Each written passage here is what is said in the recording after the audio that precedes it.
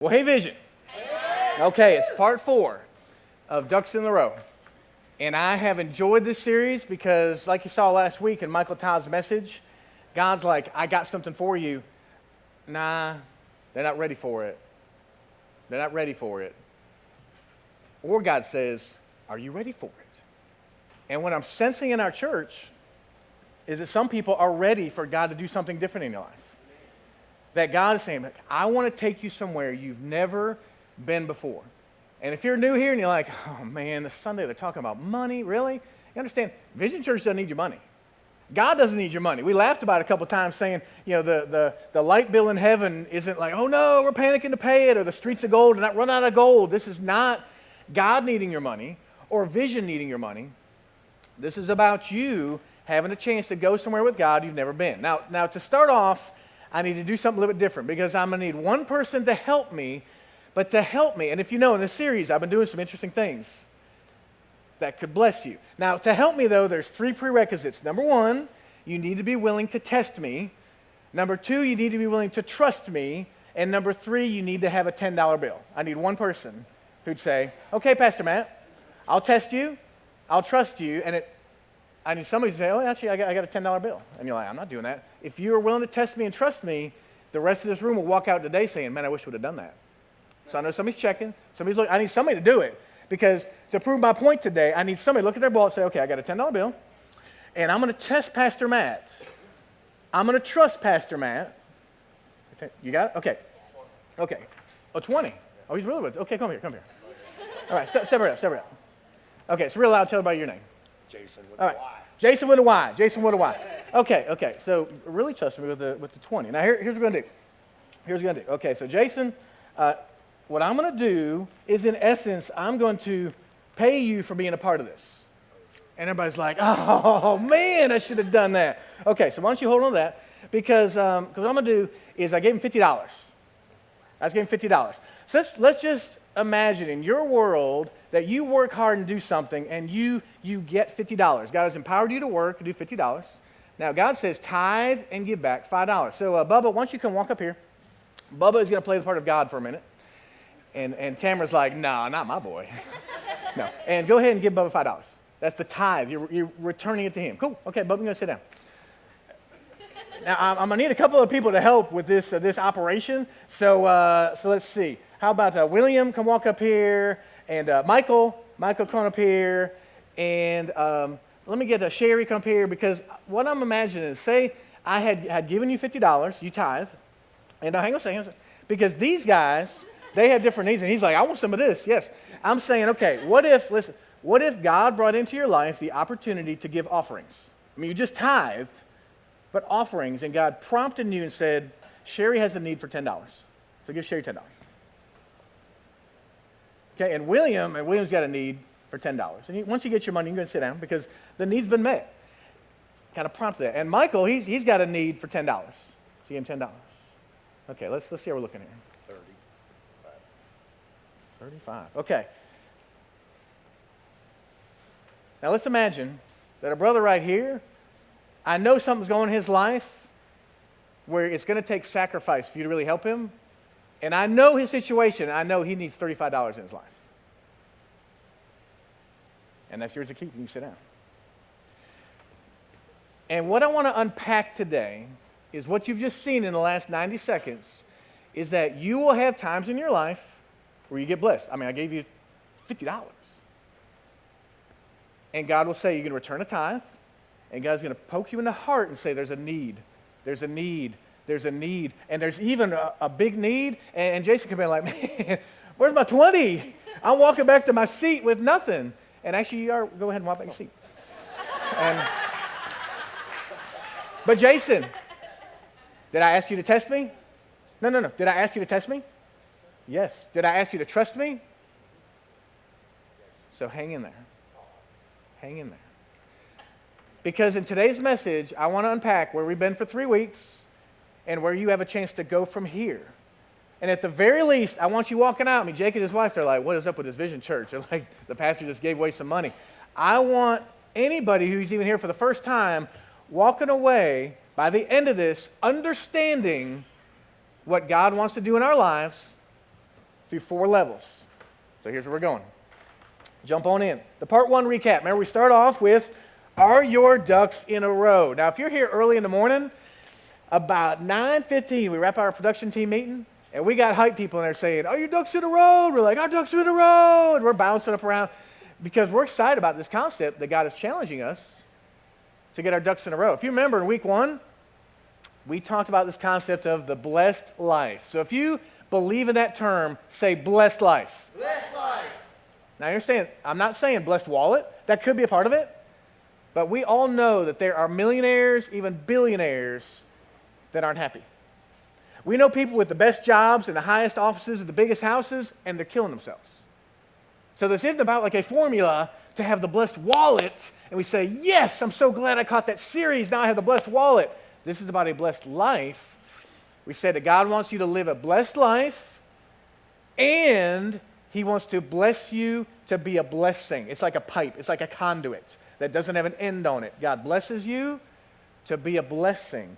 We unpacked that in week 1. If you missed it, go back and watch it. All these are on our website, on our app. You can go back and do what we call the Ducks in a Row assessment, where you figure out, honestly, whether you've got faith for the future or whether you've got fear of failure. And God is right in the middle of that equation watching you. All right, week 2. We talked about you having a heart attack. You remember I became Dr. Matt for a couple minutes, and you're like, nah, that doesn't fit. This guy hadn't been to seminary. He hadn't got no doctorate. But we watched this video that talked about physically how we can have heart attacks. And I said, spiritually, when your heart is dry and hard toward generosity, God can't flow through that. He can't flow and bless you and bless through you. We talked about dealing with a selfish heart. Now, Jason, I think, is a rarity. He was like, okay, and I'll give it away just trusting. Most people are like, what? This is my money. $10, $35, and we have this selfishness that attacks us. And sometimes, and I'm not sure if Jason's feeling this way now, the other part of it is, do you have a grieving heart? And Jason's like, man, I should not have been a part of that. I either could have kept my 20, or at the very least, I had $70 in my hand for a moment. And kind of like buyer's remorse, is there giver's remorse? Maybe Jason or you or us at times we give and we have that grieving heart. God says, no, I don't want that. I want to develop something on the backside of it. I want to develop a generous heart. I want to develop a grateful heart that says, God, you have blessed me and I want to bless others, and we find joy in that. God says, okay, let's work on that heart. We don't want a heart attack. We want healthy hearts. That was part 2. Now part 3, last week was different. I'm not Michael Todd. Okay? I'm not energetic. I'm not black. I'm not in Oklahoma. And Michael Todd, he gets up sometimes to speak. He says, okay, let me clear this out. Everybody knows it. I'm a black pastor. I'm from Oklahoma. I'm like, Mike, we got that. I said, okay, I'm a white pastor. I'm from Gastonia. And say, God, have I got you messed up? We're talking about Malachi 3. This concept of robbing God that many times has been taught from a perspective of, well, if you don't give, you're robbing God of money. And Michael said, let's turn that around and say, actually, we're robbing God of an opportunity to bless us and for us to bless others. Let's take a look again in Malachi 3. It says, I, the Lord, don't change. So you, the descendants of Jacob, are not destroyed. Ever since the time of your ancestors, you've turned away from my decrees and have not kept them. Return to me and I'll return to you, says the Lord Almighty. I don't know if in your walk you ever get to a spot where you feel like there's this like distance between you and God. And God literally speaking to you saying, come on back. You didn't lose your salvation. You've just lost the closeness. You've lost the fellowship. God is saying, return to me. But you ask, how are we to return? Verse 8 says, will a mere mortal rob God? Yet you rob me. We say, what? God, how am I robbing you? It says, in tithes and offerings, you're under a curse, your whole nation, because you're robbing me. Bring the whole tithe into the storehouse. And we understand the fact that the storehouse is your local church. Jake and his wife, they have a local church in Stanley. I sensed it the first time I met him. Jesus oozes from them. God would say, that is your storehouse. Visionaries, this is your storehouse. Says, so there may be food in my house. Test me in this. And if you got your hard copy Bible, you circle it because that's the only time in the Bible God says to test it. Test me in this, says the Lord Almighty. See if I will not throw open the floodgates of heaven, pour out so much blessing, there will not be room enough to store it. So I love this concept. And yesterday we got hay in for the field, 412 bales. We go out there today to look in that barn. It is packed. And God is saying, like you went out to that barn, it's packed, overpacked, so packed, you can't pack it anymore. God's saying, I have blessing in mind for you. If you let me, don't tie my hands. Like, boom, I want to bless you. And there's more. I love in verse 11, it says, I will prevent pests from devouring your crops, and the vines in your field will not drop their fruit before it's ripe, says the Lord Almighty. Then all the nations will call you blessed, for yours will be a delightful land, says the Lord Almighty. Let me help you understand this whole pest and vines thing. Because most of us, we're not farmers. We're not out there really praying, begging God that the harvest would come in this year. But this is what we're praying for. We're praying that in our modern day, we would see God do miracles. Here's a miracle. I was out at lunch this week with Scott, Meredith Mann. Got a picture of them. They serve in our church. They're all involved. They're actually on vacation right now. And I was talking about this concept. They said, man, let me tell you what happened. And they're fine with me sharing their story. They bought a car last year, this Nissan, $9,000. And Scott's been driving it, but having some issues this last couple weeks, takes it in, transmission. If you know these Nissans, they got these fancy damn transmissions that I know nothing about.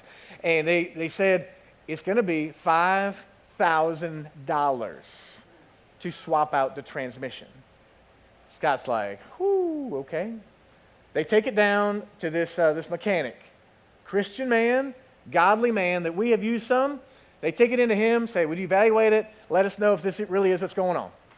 The guy calls him back. It is a transmission. It is $5,000. So, but actually, give me a day or two just to see if I can come up with anything creative on this. Mechanic calls a dealership, talks to dealership. Dealership's like, warranty, good till 60,000 miles. How many miles? 66,000 miles. And I'm like, oh.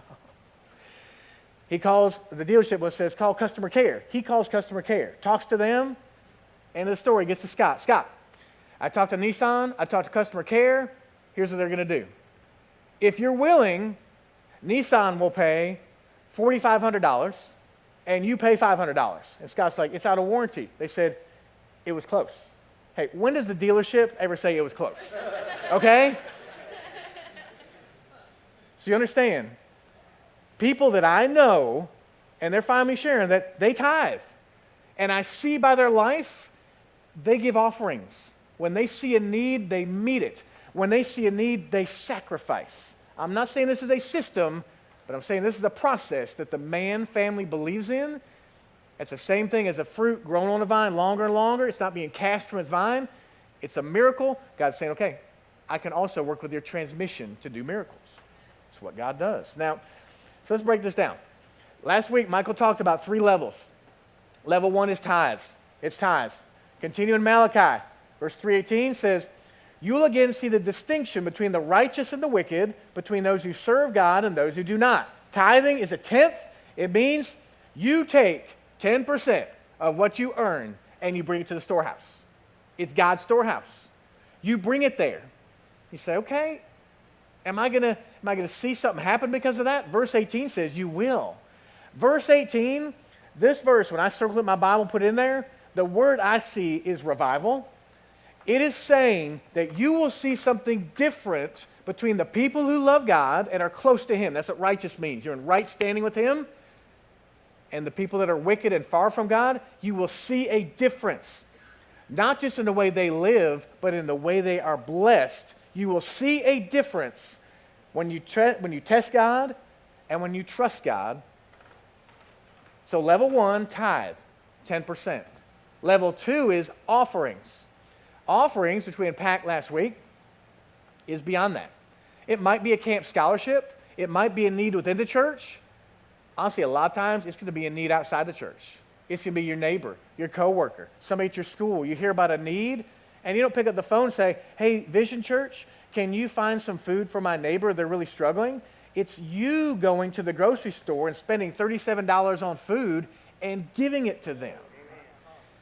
That is an offering. You're saying, God, I just feel called to do this. And God says, that's what I'm doing in your life. It's level 2. You're giving 10% to the storehouse. I'm bringing up opportunities in your life to give offerings. It's like you got an antenna that's up and you're saying, God, I'm listening for you. I want to hear you. When there's a need, I want to hear about it.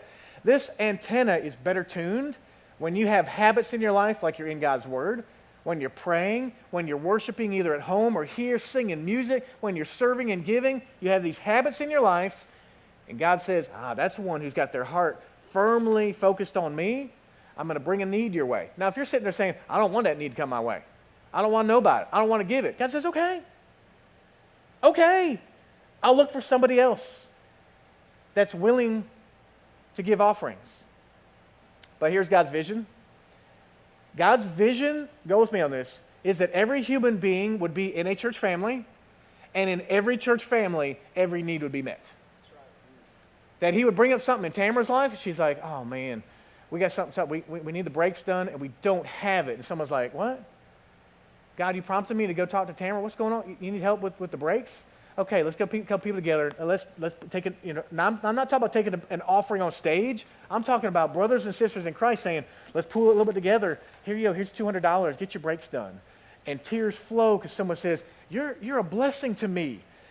So God's vision is that every person on this planet would be in that type of a body, and his hands would be meeting it. So if you ever find somebody who says, why are there hungry people in the world? Why are there homeless people in the world? Because sin has gotten in the way of God's plan. This is his plan. You say, man, that couldn't happen. You ever seen Acts chapter 2? Acts chapter 2, the early church, devoted themselves to the apostles' teaching and to fellowship, to the breaking of bread and to prayer. Everyone was filled with awe at the many wonders and signs performed by the apostles. Hey, would anybody like to see wonders and signs happen here at Vision Church? Oh, yeah. I would. I want to see that. Well, verse 44, it says, all the believers were together, had everything in common. They sold property, sold possessions to give to anyone who had need. Every day they continued to meet together in the temple courts. They broke bread in their homes. They ate together with glad and sincere hearts, praising God, enjoying the favor of all the people. And look at this. God brought people into his family every day. I mean, I believe that literally, like one a day, that's over 300 people a year minimum were coming to Christ in this type of a church. I want to see that. I want to see it happen. I believe a body of Christ that's committed to tithes and offerings, God will do that kind of work. And there's level 3. Level 3, if you were here last week, Michael talked about sacrifice. Remember, he gave away a Land Rover. Okay, God poked him in the heart and said, give away your car. And remember Michael said he gave it to his friend, and his friend cried, Mike cried, and they all cried. He's like, oh. And then God turned it around and blessed him, and then he turned that back around and blessed somebody. Sacrifice is weird. Sacrifice is not clean and predictable and vanilla. It's weird. And when God prompts you to give sacrifice, you can unleash something that he could do. Whoo, it's unstoppable. And when you look in the Old Testament, 1 Chronicles 29, I love this, that David, when he was called to get the ball rolling on building the temple, on seeing God do something massive and amazing, David sacrificed first. As your leader, as our family, it's our charge and our challenge to sacrifice first. You look here, when David sacrificed first in a lavish way, it says, 1 Chronicles 29:5, he said, now, who's willing to consecrate themselves to the Lord today? Literally, David's saying, is there anybody else who's willing to set themselves apart, to be used by God in a holy way, to give? And I believe David gave that charge from his knees. And he said, who else is willing? And it's so cool because the reaction you see then, in verse 6, it says, the leaders of families, the officers of the tribes of Israel, the commanders of thousands and commanders of hundreds, literally, the leaders, the officials in charge of the king's work, gave willingly. So you see it's like a ripple effect. When a leader says, I'll sacrifice, when a leader says, I'll give offerings and tithes, it inspires. That's what happened. And then verse 9a says, the people, they rejoiced at the willing response of their leaders, for they had given freely and wholeheartedly to the Lord. This ripple effect from David out to his leaders, out to the people. And you see God smiling on them and blessing them as a group. And you're like, okay, Pastor Matt, they give willingly? Did they have to do it? Was there pressure? Well, Paul writes about this many years later. In 2 Corinthians 9, he says, remember this, whoever sows sparingly will also reap sparingly. In this whole 4-part series, we're talking about sowing and reaping. Remember, I gave you a seed. A couple weeks ago, I gave you a seed. If you guys missed it, you weren't here that week, we gave out envelopes with money in them. And actually, in fact, Brad, I forgot to prompt the team to give out envelopes today. So pass those around. Don't open your envelope. Don't open your envelope yet. They're passing envelopes, coming through the room. Keep listening here. It says, each of you should give what you decide to give in your heart to give, not reluctantly or under compulsion, for God loves a cheerful giver.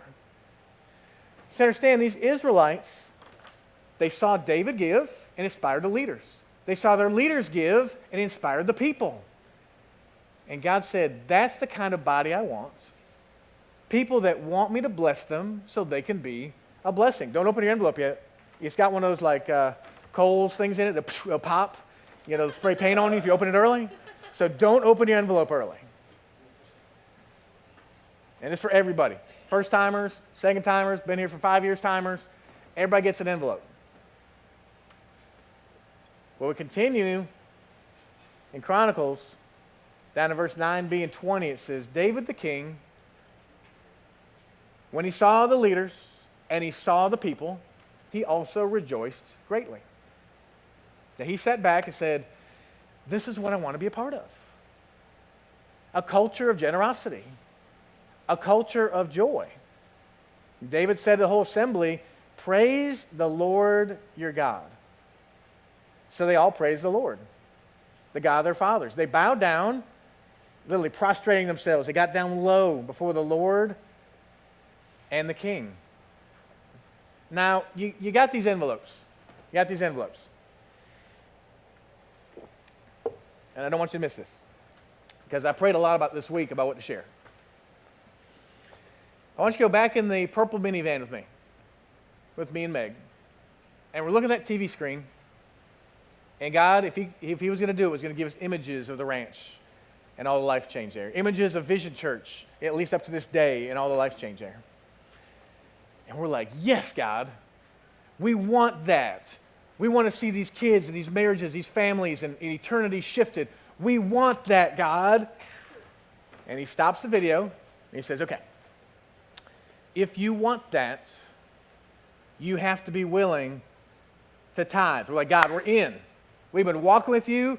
We're tithing. He said, okay, you got to be willing to give offerings. We're like, God, you know, we love having to take our little scraps. We got scraps. We give them away. He said, okay, it's more than that, though. You got to be willing to sacrifice. We're like, okay, okay. We think so. I mean, if we're being real, God asked us that. We're like, we think so. We could, maybe. And this week, I did some calculating. And I went and looked at the first 6 years Meg was at the ranch, and the years either she didn't get any pay or the years she got half pay. And I'm not talking half of a lot. I'm talking half of a little. And then I looked at the first 3 years of Vision. When I don't make much, y'all, but back then, it was breadcrumbs. And I want you to hear my heart in this, because I took time calculating and I took time praying about whether I'd share it or not. But in that minivan, God would have said, are you guys willing to sacrifice $253,000? I was like, what? He said, over the first 3 years of Vision, the first 6 years of the ranch, you got to leave behind $253,000. I told my kids that the other day. They're like, huh? Dad, we could have, or Dad, we what? And me and Meg, I hope back then I would have said yes. But at this point, looking back, I say, God, yes. And I don't say that to say, hey, post that online. The Vanderbilts did that. I post that to say, I want to lead you somewhere. And you saw the 5 Vanderbilts up here today to say, this is what we do. We sacrifice. We're not superstars. We're not heroes of the faith. But Jason, because if you wouldn't have tested me and you wouldn't have trusted me, you wouldn't be getting a $100 Amazon gift card. Okay?